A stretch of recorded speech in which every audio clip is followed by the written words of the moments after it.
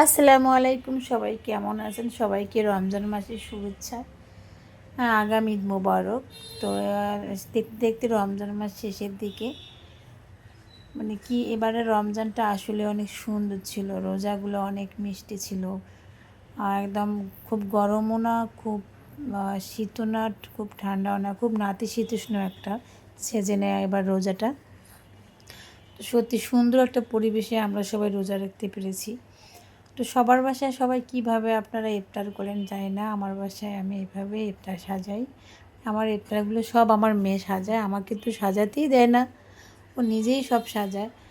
যাই হোক, আমরা যে আজান দিয়েছে, আমরা ইফতার করতেছিলাম।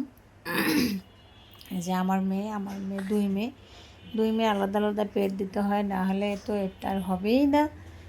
যাই হোক, সবাই আমাদের জন্য দোয়া করবেন। আমরা ফ্যামিলি নিয়ে সবাই ইফতার করি এইভাবে বসে বিছানার মধ্যে।